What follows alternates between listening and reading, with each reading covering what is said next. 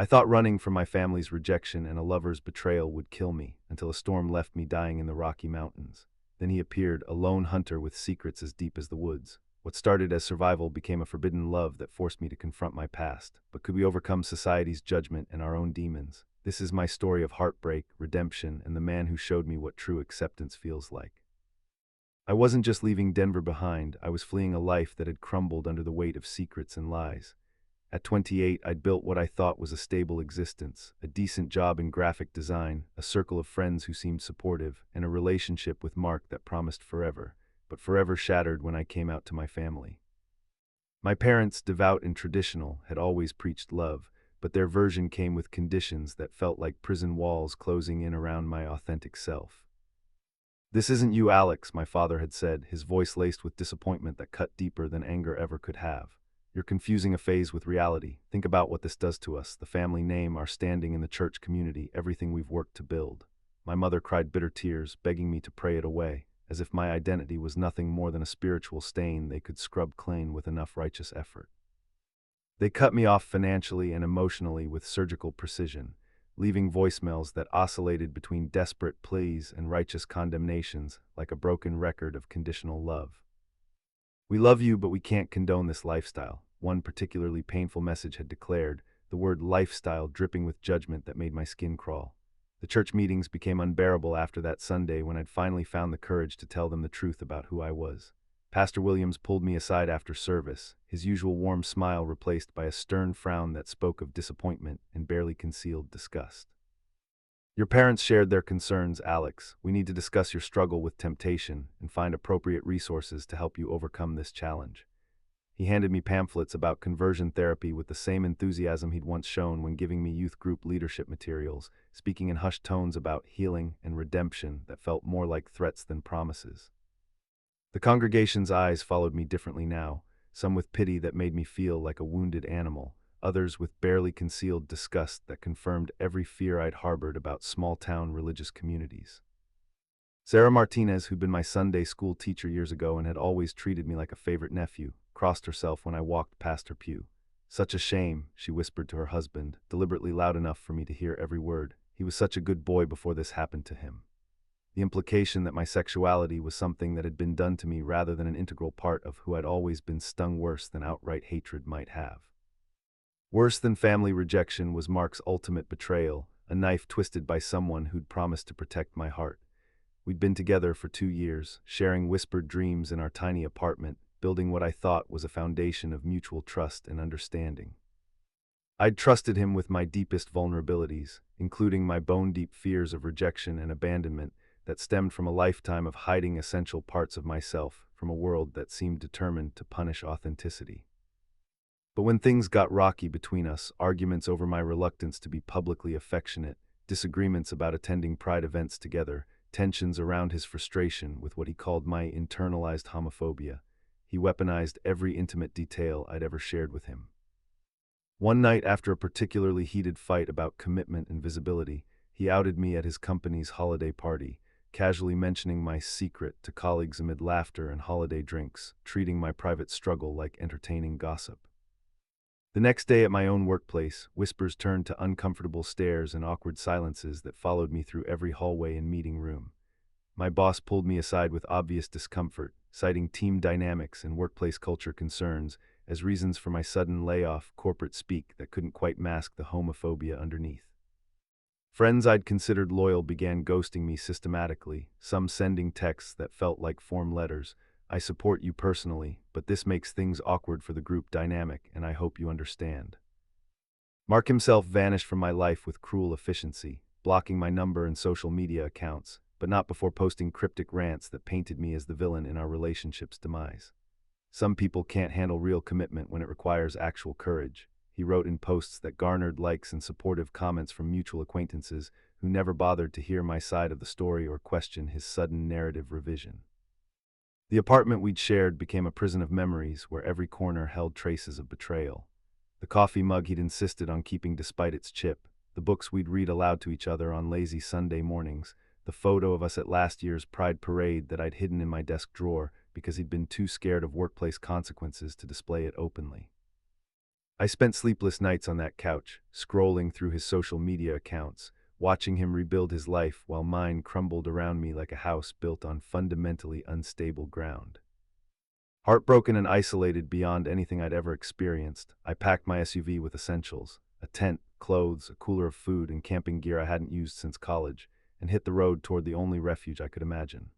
The Rocky Mountains called to me like a distant promise of anonymity and peace, their vast peaks offering the possibility of disappearing completely from a world that seemed designed to punish people like me for daring to exist authentically. I drove west from Denver with desperate determination, past Boulder and into the winding highways of Roosevelt National Forest, watching urban sprawl give way to towering pines and air that grew crisp with the scent of earth and evergreen. I blasted music to drown out the echoes of rejection that seemed to follow me like persistent shadows, songs about lost love and broken dreams that mirrored my pain with uncomfortable accuracy. This is freedom, I told myself repeatedly, gripping the wheel tighter as roads narrowed into gravel paths that promised escape from everything that had defined my life until that moment. No more pretending to be someone I wasn't, no more hiding essential parts of myself to make others comfortable, no more accepting crumbs of conditional acceptance. Just me in the wilderness where judgment couldn't reach and love couldn't betray. But the mountains, as I would soon learn, don't care about human plans or desperate hopes for easy escape. They have their own rules, their own dangers, and their own ways of testing whether someone truly belongs in their harsh but beautiful embrace. Deep in the backcountry, near a remote trailhead in the Indian Peaks wilderness where cell towers couldn't reach and civilization felt like a distant memory, my carefully planned escape began to unravel with mechanical precision. My SUV's engine started making strange clunking noises, followed by smoke curling from under the hood like a bad omen written in gray wisps against the pristine mountain air. I pulled over on a desolate stretch, surrounded by dense forest and sheer cliffs that seemed to mock my urban helplessness. Popping the hood revealed a mechanical nightmare I had no skills to address: overheated radiator, what looked like a busted hose, fluid leaking onto ground that would soon freeze.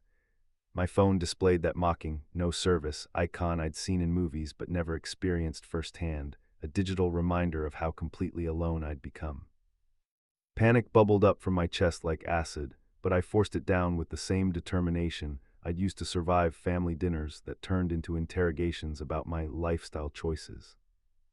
As dusk fell, the sky darkened ominously with clouds that rolled over the peaks like an advancing army bent on conquest. Thunder rumbled in the distance, a low growl that built into a roar echoing off canyon walls with increasing menace. I grabbed my backpack and sleeping bag with hands that shook from more than just cold, scrambling for shelter under a rocky overhang that offered minimal protection from what was clearly going to be a serious mountain storm.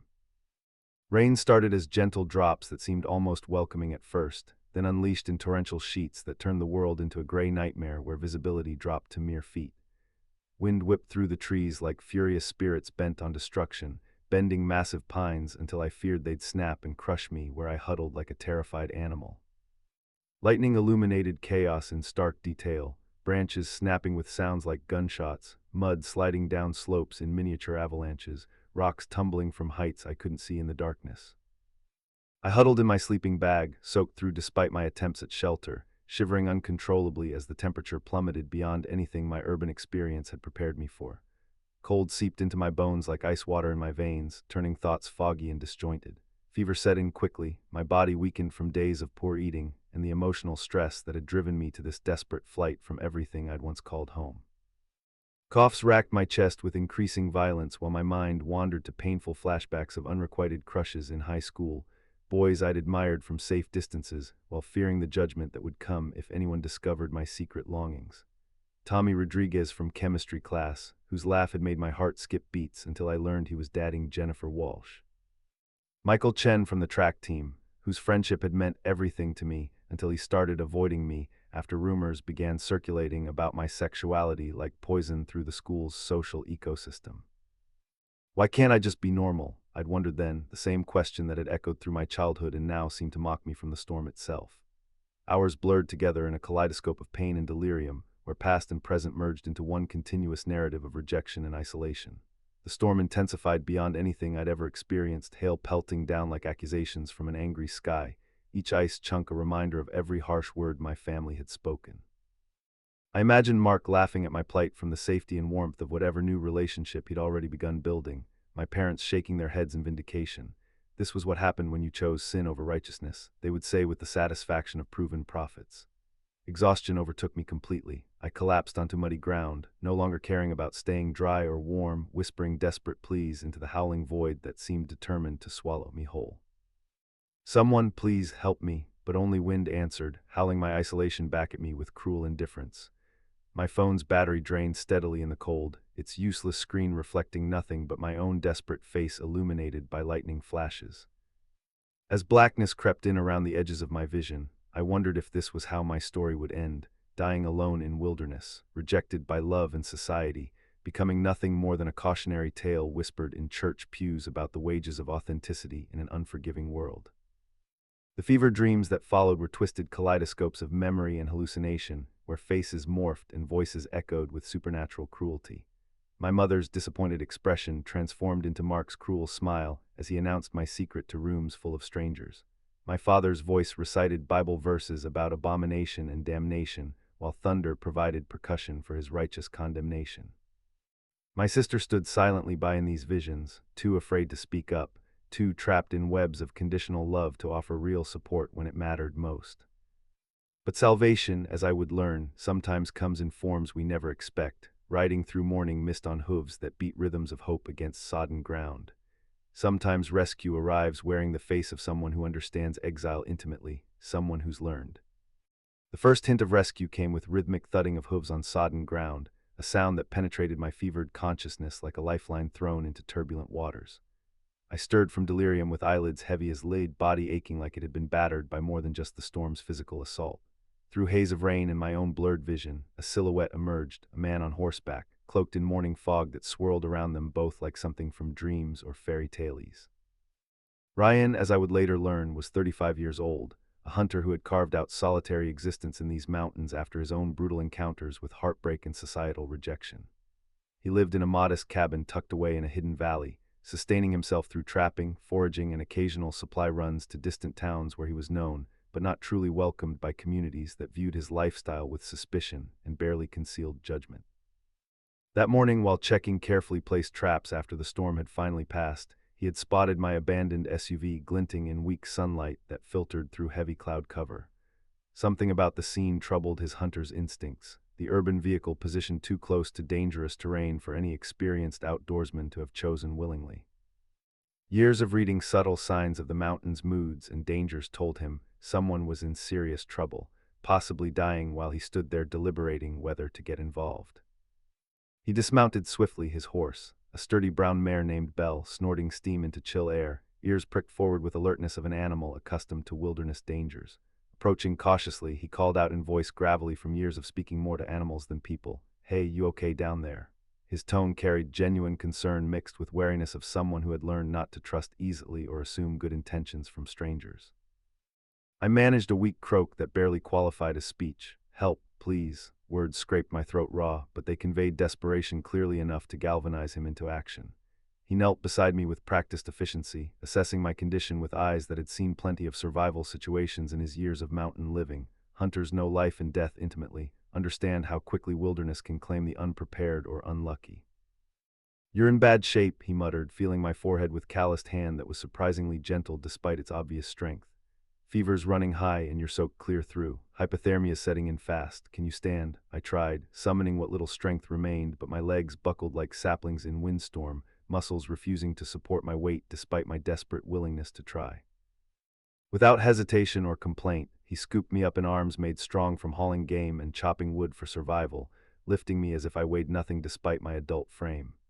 His movements were efficient and sure, speaking of someone accustomed to emergency situations where hesitation could mean death in environments that showed no mercy to the weak or indecisive. Placing me carefully on Belle's broad back, he mounted behind me, my fevered body pressed against his chest for stability and warmth that felt like salvation itself. The ride was jostling yet secure, his warmth cut through bone-deep chills like lifeline thrown to drowning man. I drifted in and out of consciousness during that journey, catching glimpses of towering pines and rocky outcroppings, feeling steady rhythm of Belle's gait and solid presence of my rescuer behind me. His arm across my chest held me steady while occasionally I heard him murmur reassuring words. "Almost there, just hang on, you're going to be fine." though I wasn't sure if he was talking to me, to himself, or to his horse, who seemed to understand the urgency of our situation without needing explanation. The trail wound through increasingly dense forest, following paths that seemed invisible to my untrained eye, but were clearly familiar to Ryan through years of wilderness living.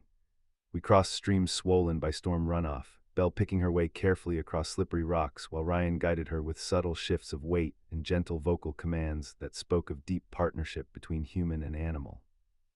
We arrived at his cabin as sun finally broke through storm clouds, illuminating scene that seemed almost mythical in its rustic beauty and promise of safety. The structure was built from sturdy logs, weathered but well-maintained, with stone chimney promising warmth and wide porch that spoke of evening contemplation under star-filled skies.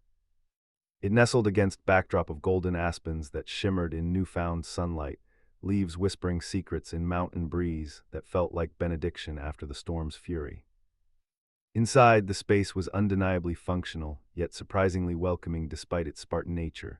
Wood stove dominated one wall, iron surface scarred from years of faithful service, while sturdy table bore marks of countless meals and projects that painted picture of careful preparation and mountain wisdom. Shelves lined walls, filled with mason jars containing preserved foods, dried herbs, and various supplies that spoke of someone who understood value of self-sufficiency in places where help was days away at best. Ryan helped me to narrow cot position near stove, peeling off my drenched layers with efficient care that spoke of experience with emergency situations where modesty was luxury nobody could afford. "Gotta get you dry and warm," he said, averting his eyes respectfully as he handed me oversized thermal clothing from his personal stash. The garments hung loose on my frame but were dry and warm, infused with scent of wood smoke and mountain air that somehow felt like safety itself made tangible. He stoked stove with practiced movements, flames crackling to life and spreading blessed heat throughout small space, then moved to kitchen area to brew tea from herbs he had foraged, chamomile and willow bark to fight fever, he explained, remedies learned from necessity in years of solitary living where doctors were luxuries rather than assumptions. As I sipped bitter but warming brew, feeling life slowly return to frozen limbs, conversation began to trickle out between us like water finding its path down mountainside. "What brought you out here in weather like that?" Ryan asked after I had warmed enough to speak coherently, settling into chair across from me with his own steaming mug wrapped between weathered hands. There was no judgment in his tone, just genuine curiosity mixed with patience that comes from understanding some stories take time to tell properly, especially when they involve pain that cuts to the core of who someone believes themselves to be. Haltingly at first, then with increasing urgency as words found their rhythm and release, I poured out my story like water from a broken dam. Family's complete disownment after I had found courage to come out, how they had cut all ties after labeling my love as not just wrong but actively sinful and destructive to everything they held sacred. They said I was choosing hell over them, I confessed, tears stinging my eyes as memory of that final confrontation played out again in my mind with perfect, painful clarity. My own parents told me I was dead to them unless I repented and changed back into someone I never really was in the first place. The church community that had raised me turned their backs like I had become contaminated with something contagious that might spread if they showed me any kindness or acceptance. Then came Mark's ultimate betrayal, weaponizing my vulnerability and trust, turning my private world upside down with casual cruelty that still took my breath away months later. He promised forever, swore he would protect me from exactly this kind of rejection, but it was all manipulation designed to control me through fear. Now I'm jobless, friendless, completely alone in a world that seems designed to punish people like me for daring to exist authentically. My voice broke on the last words, years of accumulated pain finally finding expression, in presence of someone who seemed capable of hearing it without judgment or attempts to minimize its reality. Ryan listened with intensity of someone who understood pain intimately, his expression softening as my story unfolded, while recognition flickered in his eyes like distant lightning. When I finished, silence settled between us like snow, comfortable but heavy with unspoken understanding that spoke of shared experiences neither of us had expected to find in another person. Then he began to share his own carefully guarded scars, voice carrying years of buried pain that he had never trusted anyone enough to voice aloud. Small-town upbringing in rural Colorado where being different meant becoming target for every frustrated person who needed someone weaker to blame for their own disappointments and failures. Had crush on my best friend in high school, he revealed, words coming slowly as if each one cost him something precious. Jake Morrison, we had known each other since we were kids, spent every summer fishing and camping together, built forts and shared secrets like brothers until I realized my feelings were different from what brothers should feel. I told him once, drunk on cheap beer and teenage courage, thinking maybe he felt something similar and had just been as scared as I was to name it out loud. The reaction had been devastating in its completeness and cruelty. Jake hadn't just rejected him. He had laughed at first, treating confession like elaborate joke, then realized Ryan was serious, and something ugly had twisted his familiar features into mask of disgust and anger. He didn't just say no, he spread it around school like wildfire, told everyone I was freak who had tried to force myself on him, turned our years of friendship into evidence of predatory behavior that had never existed except in his imagination. Lost everything after that. Friends stopped talking to me overnight. Family turned cold when rumors reached them through church networks that connected everyone in town. Teachers looked at me differently, like I might contaminate other students. My own father stopped speaking to me at dinner table, and my mother started praying over me like I was possessed by demons that needed exorcising through enough righteous intervention. His voice cracked slightly as he continued, revealing layers of pain buried under years of solitude that had been necessary for survival, but couldn't heal wounds that went this deep. Moved here after high school to escape stares and whispers, way people would cross street to avoid me or make comments loud enough for me to hear about what happened to boys who couldn't control their unnatural urges. Built this place with my own hands, learned to survive alone because it seemed safer than risking that kind of rejection and humiliation again. Over following days, as my fever gradually ebbed and strength slowly returned to battered body, our tentative bond deepened through shared experiences and quiet moments of understanding that neither of us had expected to find with another human being. Ryan proved to be attentive caretaker, checking on me hourly with medical precision, bringing steaming bowls of rich broth made from venison stock that restored warmth to my bones, adjusting blankets with gentle hands that spoke of someone accustomed to caring for injured creatures. Our conversations stretched late into each night, illuminated by stoves' dancing flames that cast shifting shadows on log walls and created atmosphere of intimate confession, unlike anything either of us had experienced before. We talked about societal pressures that force LGBT people into hiding, about constant vigilance required to navigate world where your very existence could be seen as controversial or threatening to people who had never bothered to examine their own assumptions.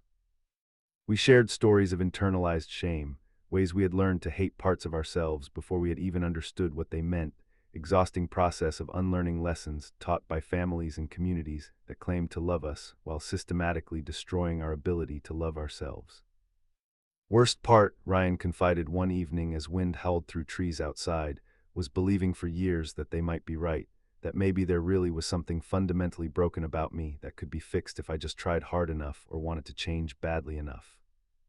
His admission resonated deep in my chest because I had carried same poison, same secret conviction that my family's rejection might be justified through some essential flaw in my character that made me unworthy of unconditional love. We began to understand that healing required not just accepting ourselves, but actively rejecting messages about our worthlessness that had been planted so early and so deeply they felt like natural thoughts rather than learned self-hatred. Our growing sanctuary was shattered when Mark reappeared like malevolent ghost. Having tracked my location through social media breadcrumbs, I hadn't realized I was leaving. Hikers had posted photos of my abandoned SUV online, turning my private crisis into viral content that eventually reached his attention through mutual acquaintances who recognized the vehicle from our time together. Driven by twisted combination of guilt and need for control, he made arduous drive up mountain roads wholly unsuited to his sedan, arriving at our cabin with false concern masking deeper manipulative intentions. "Alex, I've been so worried about you, we all have," he called out as he climbed from his car, voice carrying rehearsed emotion that rang hollow against mountain silence. His appearance was haggard from difficult journey, but his eyes held same calculating gleam I remembered from our worst arguments, expression of someone preparing to deploy weapons he had been saving for maximum impact. Ryan tensed beside me immediately, hunter's instincts recognizing threat even without knowing full history between Mark and myself. The confrontation unfolded like nightmare scripted by my worst fears brought to malicious life. Mark began with pleading that quickly shifted to threats when manipulation failed to achieve desired compliance. "If you don't come back with me right now, I'll post everything online, your exact location, photos of you two together, the whole story. Let everyone judge what you've been doing up here in your little hideaway."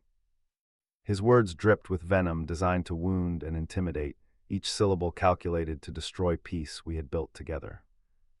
Slurs followed that echoed darkest corners of societal hatred we had thought we escaped in our mountain refuge. Freaks like you don't belong anywhere decent people have to see you, he spat, mask of concern completely discarded now in favor of pure malice. But instead of crumbling under his assault as he clearly expected, I found strength I didn't know I possessed, drawn from months of healing in Ryan's presence and growing certainty that I deserved better than Mark's toxic manipulation. Your actions end here, Mark, I said with firmness that surprised even me, voice carrying authority I had never been able to access during our relationship. I'm not your victim anymore, and I won't let you hurt anyone else the way you've hurt me. We radioed Rangers immediately, their response swift and professional as they documented harassment with thoroughness that led to formal charges and restraining orders that would follow Mark for years to come. But while Mark faced legal consequences for his behavior, ordeal had opened wounds we thought were healing and forced us to confront fears that ran deeper than either had fully acknowledged. Ryan retreated emotionally with instinctive self-preservation of someone who had learned that visibility meant vulnerability, that exposure led inevitably to loss of everything precious. What if love always brings this kind of destruction? He whispered during sleepless nights following confrontation.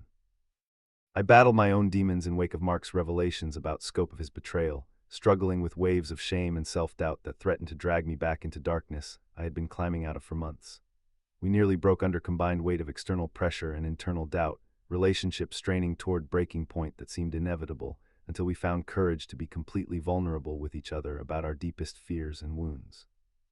I spent my 20s thinking about suicide more often than I want to admit, Ryan confessed one night as we sat by dying fire, his voice barely above whisper. Jake's rejection triggered something in me that took years to recover from, if I ever really have. You're first person I've trusted enough to share that with, and it terrifies me that you might leave too once you realize how damaged I really am. I shared my own history of dark thoughts in response, nights after Mark's betrayal when bridges and rooftops had seemed like viable solutions to pain that felt insurmountable and permanent. Only thing that stopped me was stubborn refusal to let them win by destroying me completely. But you need to know it was close, Ryan. Closer than I've ever told anyone, including myself most days. United in our shared understanding of that particular darkness, we made pact to fight not just for ourselves but for each other, to resist gravitational pull of despair that seemed determined to claim us both. We reached out to LGBT support networks, began hosting gatherings for other isolated individuals, transformed our private healing into community resource that helped others facing similar struggles with rejection and isolation. Months passed in gradual reconstruction of trust and hope, seasons changing around us as we learned to believe in possibility of sustainable happiness despite world that seemed designed to punish authentic love. My sister eventually reached out with genuine remorse rather than demands for my return, Mark's arrest having prompted uncomfortable questions in our hometown about roles people had played in driving me to desperate flight. I was wrong to stay silent when Mom and Dad cut you off, she admitted during tearful phone call that began process of family reconciliation I had never dared hope might be possible. Watching what happened with Mark made me realize I was losing my brother through cowardice disguised as keeping peace. Even Mom sent message through Sarah that represented first crack in wall of rejection I had assumed was permanent. She's been praying differently lately, less about changing you and more about understanding what she might have missed. She's not ready for direct contact yet, but wanted you to know she loves you and hopes you're finding happiness somewhere.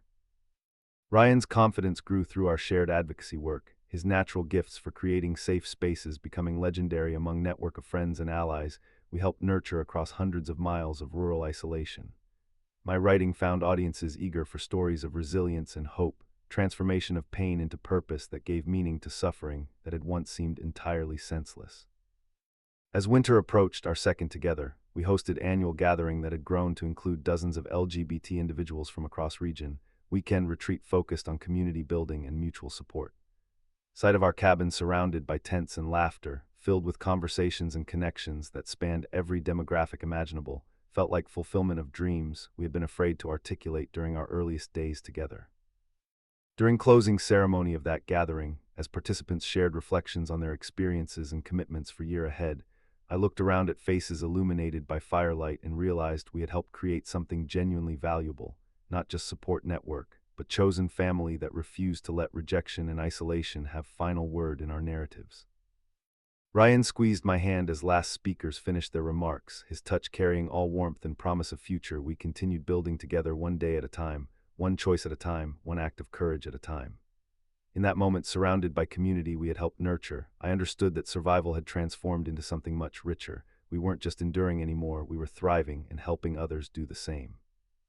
The mountains around us stood witness to another season of growth and connection, their peaks catching starlight and reflecting it back to earth like benediction on all love and healing that had taken root in their shadows.